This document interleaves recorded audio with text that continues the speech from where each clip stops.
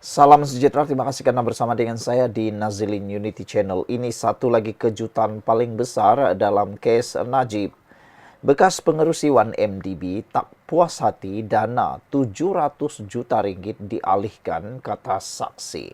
Wah, ini satu pendedahan luar biasa yang berkait dengan Najib dan 1MDB. Bekas pegawai penyiasat polis memberitahu Mahkamah Tinggi Putrajaya bahawa bekas pengerusi 1MDB Bakir Saleh menyuarakan rasa tidak puas hati terhadap pengalihan dana sebanyak 700 juta milik syarikat itu. R. Rajagopal berkata demikian ketika memeriksa pemeriksaan utama oleh Peguam Muhammad Safi Abdullah dalam perbicaraan kes salah guna kuasa dan pengubahan wang haram berjumlah 2.27 bilion terhadap Najib hari ini. Rajagopal yang bertanggungjawab menyiasat dakwaan pecah amanah jenayah CBT dalam 1MDB berkata, rasa tidak puas hati itu dinyatakan Bakir ketika mengambil keterangannya sebelum ini. Sebelum kita teruskan laporan ini, jangan lupa siapa yang ada masalah gout, kencing manis, dan tinggi darah, sila tekan butang produk yang saya kongsikan ini. Saya tak jual produk, saya hanya kongsikan kepada anda manfaat untuk persediaan baik untuk kesihatan anda menjelang raya nanti, supaya nanti raya jangan pula ada masalah gout. Macam itulah, sediakan payung sebelum hujan. Sekarang ini harganya sangat murah dan ianya sangat terhad. Cepat beli sebelum kehabisan stok.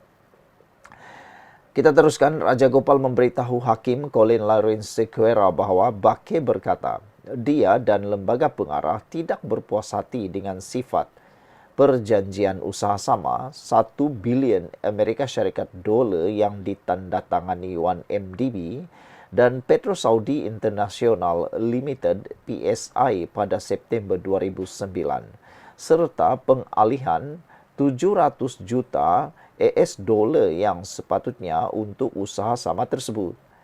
Bekas pegawai polis itu berkata, lembaga pengarah kecewa apabila mendapati perjanjian itu yang sepatutnya antara 1MDB dan PSI sebenarnya melibatkan sebuah entiti berpengkalan di Kepulauan Cayman yang didakwa berkaitan dengan PSI.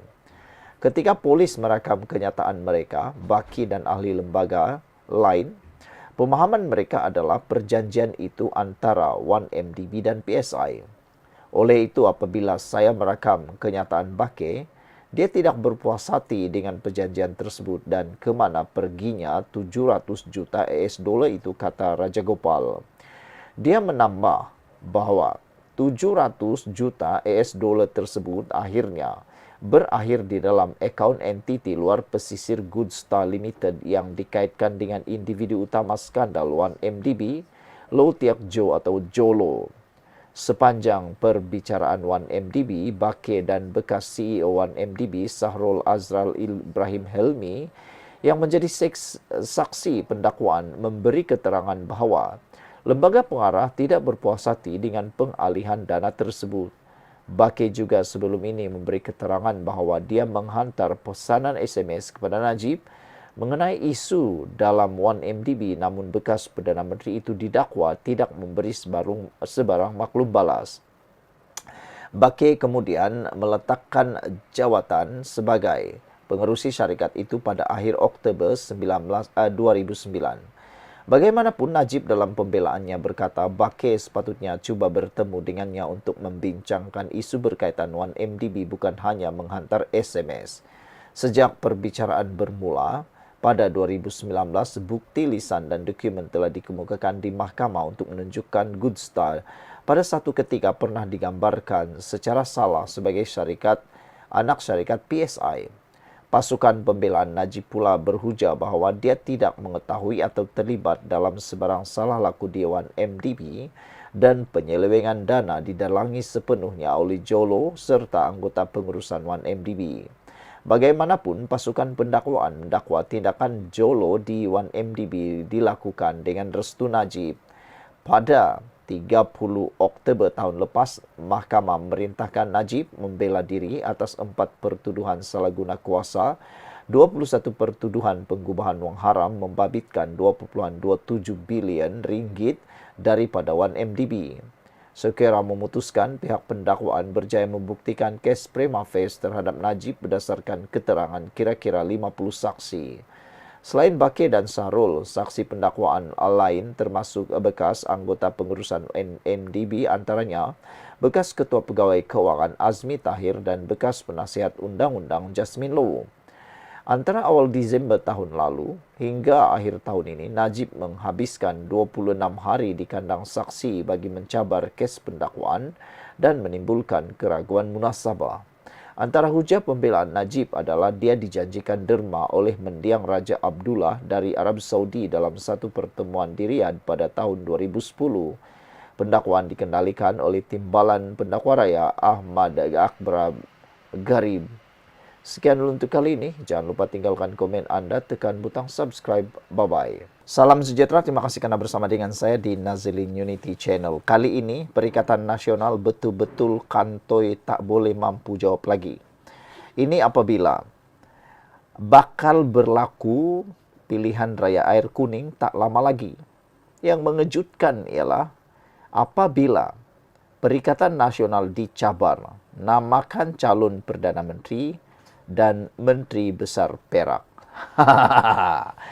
Kemarin kita agak ketawa dan lucu juga sebab ada banyak troll di media sosial berkait dengan Dr. Syam, Menteri Besar Terengganu, sehingga tular kembali satu gambar banner yang dinaikkan menuntut Menteri Besar Terengganu letak jawatan.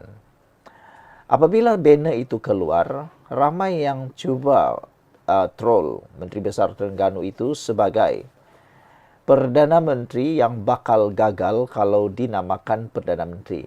Jadi, harapan untuk melihat calon Perdana Menteri Perikatan Nasional daripada PAS, yaitu Menteri Besar Terengganu Dr. Syam, kini punah habis. Apabila Terengganu dapat bantuan duit raya daripada Perdana Menteri Anwar Ibrahim dan bukan daripada kerajaan negeri. Yang ramai kata, kenapa pula Terengganu saja yang dapat bantuan daripada kerajaan persekutuan? Ramailah yang menuntut, kami negeri pun mau juga, kata mereka. Negeri-negeri yang lain pun mau juga, bukan Terengganu saja, kata mereka. Jadi, siapakah calon Perikatan Nasional untuk Perdana Menteri? Itulah satu cabaran yang mungkin sukar dijawab oleh Perikatan Nasional. Banyaklah calon-calon yang boleh mereka sebut. Contohnya, Hamzah Zainuddin, Hadi Awang, Muhyiddin Yassin, Tuan Ibrahim Tuan Man. Dan yang paling ditunggu-tunggu sebagai calon Perdana Menteri Perikatan Nasional masa depan ialah siapa lagi kalau bukan Wan Faisal. Wan Faisal. Ada yang menamakan Wan Faisal sebagai Perdana Menteri masa depan untuk Perikatan Nasional. Tapi lebih ramai orang yang tak setuju. Kata mereka kalau Wan Faisal jadi Perdana Menteri Perikatan Nasional, bertimbunlah duit nanti, kata mereka, apabila mereka cuba troll cadangan Wan Faisal dulu mencetak duit. Nah, jadi apabila itu tular, ramailah yang katawa habislah kan. Blok pembangkang di Perikat Persekutuan Perikatan Nasional telah dicabar menamakan calon Perdana Menteri dan Menteri Besar Perak. Cabaran itu disuarakan oleh Ketua Angkatan Muda Harapan, Wu Kah Leong. Hari ini, AMH mencabar Perikatan Nasional untuk menjelaskan siapakah calon Perdana Menteri dan Menteri Besar Perak mereka sekiranya mereka berhasrat untuk mengambil alih Kerajaan Persekutuan dan Negeri, kata Wu dalam satu kenyataan. Tidak seperti Perikatan Nasional yang masih kabur dalam soal kepimpinan, Kerajaan Perpaduan Negeri Perak telah menampilkan barisan kepimpinan yang jelas dan bertanggung jawab di bawah Datuk Seri Saarani Muhammad yang telah memimpin kerajaan negeri tanpa sebarang skandal rasuah. Beliau juga telah membuktikan komitmen terhadap anak muda dengan melantik pemimpin muda ke dalam pentadbiran termasuk saya sendiri sebagai exco termuda dalam sejarah negeri ini, katanya. Ini menunjukkan bahwa kerajaan perpaduan bukan sahaja stabil, tetapi juga memberi peluang kepada generasi muda untuk berperanan dalam pembangunan negeri. Kenyataan itu dibuat ekoran dakwaan. Pengerusi Perikatan Nasional PN Tan Sri Muhyiddin Yassin mendakwa PN bersedia mengambil alih kerajaan. Wu turut menyatakan pendirian rasmi AMH di dalam PRK Air Kuning untuk menyokong calon BN. Selain itu, beberapa langkah strategik telah pun diambil. Sebagai langkah strategik dalam memastikan kemenangan, AMH telah melantik saudara Khairul Najib, Ketua Pemuda Amanah Perak, sebagai pengarah pilihan raya AMH bagi PRK Air Kuning, katanya. Beliau akan dibantu oleh Ketua Pemuda PKR Perak, Saudara Zaim, serta Ketua DAPSY Perak, Saudara Wong Kar Kiat. Sebuah jawatan kuasa khas akan ditubuhkan lagi bagi menggerakkan kempen secara menyeluruh di lapangan dan di media sosial, memastikan setiap lapisan masyarakat mendapat maklumat yang jelas mengenai calon perpaduan dan hala tuju kerajaan perpaduan. Wu turut menegaskan bahawa AMH menolak amalan politik fitnah yang dibawa oleh PN. PRK Air Kuning akan berlangsung pada 26 April 2025 ini. Sekian dulu untuk kali ini, jangan lupa tinggalkan komen Anda.